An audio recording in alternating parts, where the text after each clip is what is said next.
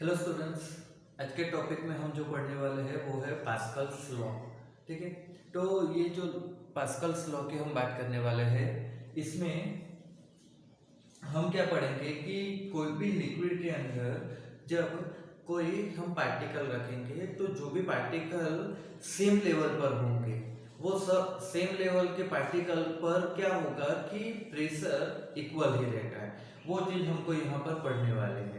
तो उसके लिए क्या किया गया है कि यहाँ पर एक कंटेनर में एक पार्टिकल रखा है। ठीक है, अब ये जो पार्टिकल रखा है आपको A B C D E F इस तरीके से कुछ पार्टिकल बड़ा दिख रहा है। ठीक है, बट एक्चुअल में क्या है कि ये पार्टिकल बहुत ही छोटा है, पर जूम करके बताया गया है ताकि आइडिया आ सके कि यहाँ पर क्या करने वाला है। ठीक है, तो ये जो एक लिक्विड से भरा कंटेनर है, इसमें एक पार्टिकल को कंसीडर किया है। ये पार्टिकल बहुत छोटा है बट जूम करके बनाया है।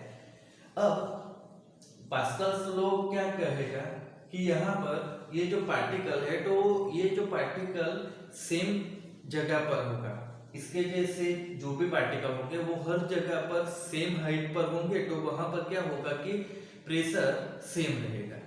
अब कैसे रहेगा वो देखना है। तो यहाँ पर आप देखो कि ये तीन अलग अलग हमारे पास साइड है। ठीक है, ये पार्टिकल को एक्चुअली ट्रायंगल लिया गया है तो तीन अलग अलग साइड है इसकी। तो ये तीन अलग अलग साइड पर क्या किया गया है कि यहाँ पर से लगने वाला फोर्स एफ सी लिया है, यहाँ से लगने वाला जो फोर्स है उसको एफ ए लिया है, और ये जो साइड है, ठीक है, तो ये साइड पर लगने वाला फोर्स को एफ बी लिया है।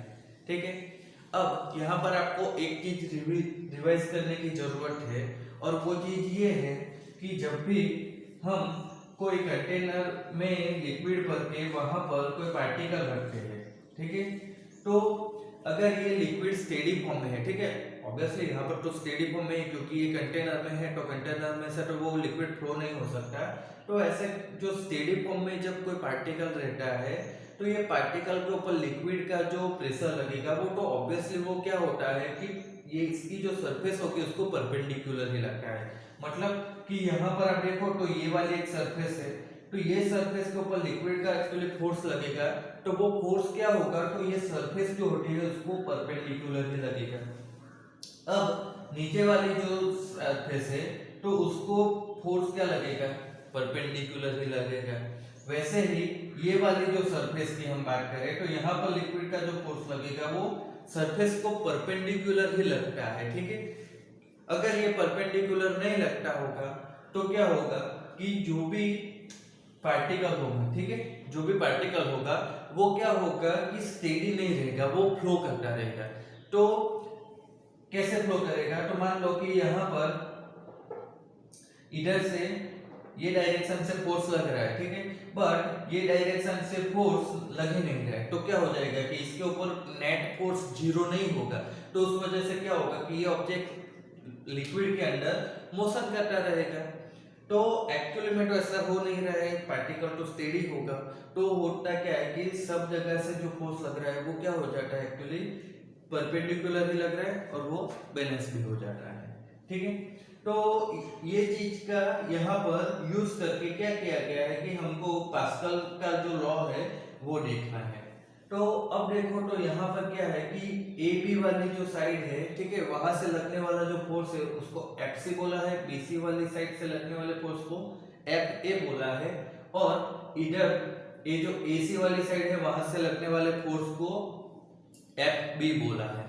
तो अब यहां से आप देखो तो होता क्या है कि ये जो एफ सी फोर्स है ये तो सरफेस को परपेंडिकुलर हो गया, एफ ए फोर्स है वो भी तो परपेंडिकुलर हो गया, बट एफ बी जो है, ठीक है, वो सरफेस को परपेंडिकुलर है, बट होता क्या है कि एफ सी और एफ ए उन दोनों को क्या करेगा कि ये जो एफ बी फोर्स है उसके अलग अलग कंपोनेंट दोनों जो फोर्स है एफ ए और एफ सी उसको बैलेंस करेंगे।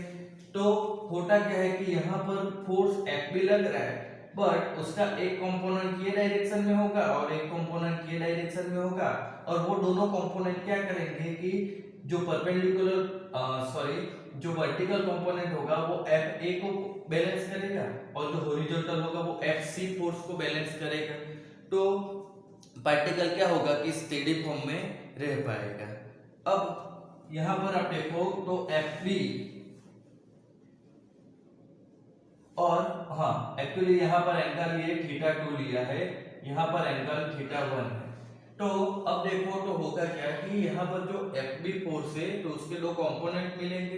तो हमको यहाँ पर जो दो कंपोनेंट मिलने वाले हैं, ठीक है, तो F B sine theta, F B sine theta, तो वो एफ सी और एफ बी कॉस थीटा, तो वो एफ ए। इस तरीके से क्या हो जाएगा कि जो एफ बी फोर्स है उसके दो कंपोनेंट आएंगे, तो वो क्या करेंगे कि एफ ए और एफ सी को क्या करेंगे कि बैलेंस करेंगे। तो वो इस तरीके से हम यहाँ पर लिख सकते हैं कि एक कंपोनेंट क्या हो गया कि एफ सी को बैलेंस किया, दूसरा कंपोनेंट एफ ए को बैलेंस किया। और ये बैलेंस क्यों कर रहे हैं, ताकि ये जो पार्टिकल है ना वो क्या हो कि लिक्विड के अंदर स्टेडी फॉर्म में रह सके, ठीक है, ये मोशन नहीं करे, इसलिए ये जो एफ बी फोर्स है वो दोनों को बैलेंस कर रहा है। तो इस तरीके से आप देखोगे तो ये फोर्स बैलेंस हो गया। अब सेम थिंग क्या होगी कि यहाँ पर आप देखोगे तो एरिया दिख रहा होगा, ए डी एफ सी, इस तरीके से एरिया है। तो होता क्या है कि एरिया के भी हमको क्या होंगे कि सेम दो दो कंपोनेंट मिलेंगे। अब ये वाले यहाँ पर हमने फोर्स बी फोर्स लिया है एफ बी, तो सेम थिंग कि ये जो एरिया होगा ए डी एफ सी वाला, ठीक है, तो ये एरिया को हम क्या बोलेंगे ए बी।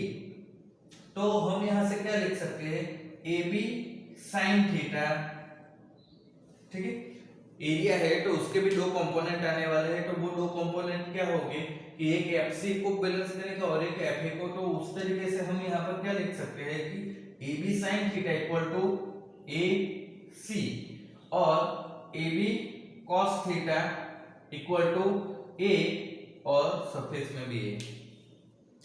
तो यहाँ पर से हम क्या देख सकते हैं कि ये जो एक हमने छोटा सा पार्टिकल लिया था उसको हमने थोड़ा जूम करके बताया। तो ये पार्टिकल के ऊपर लिक्विड में लगने वाले जो फोर्स है, ठीक है, वो फोर्स क्या हो रहे हैं कि एक दूसरे को बैलेंस कर रहे हैं।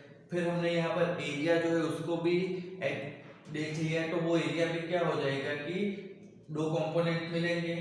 अब यहाँ पर हमको करना क्या है कि डिवाइड कर देते हैं फोर्स अपन एरिया से, क्योंकि अल्टीमेटली हमको ऑब्टेन करना है प्रेशर। तो प्रेशर का फॉर्मूला क्या है, फोर्स अपन एरिया।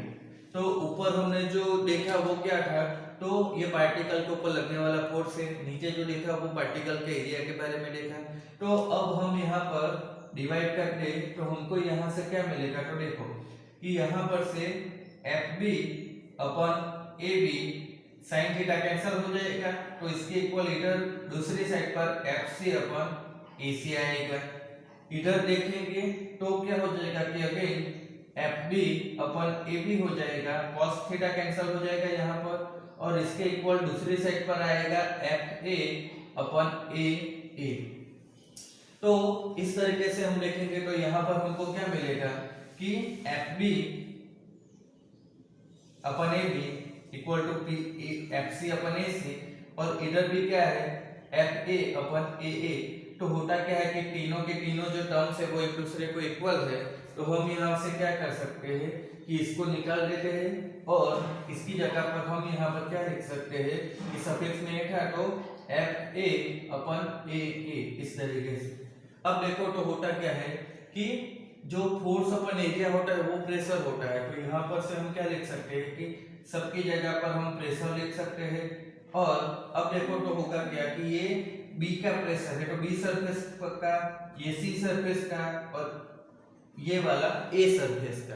तो हमारे पास यहाँ पर क्या आया है कि तीनों के तीनों जो साइड है, ठीक है, अलग अलग साइड है, तो तीनों के ऊपर लगने वाला फोर्स प्रेशर क्या हो जाता है, सेम हो जाता है। तो इसी को बोलते हैं पास्कल्स लॉ, ठीक है। तो आज के लेक्चर में हम यहाँ पर खत्म करते हैं।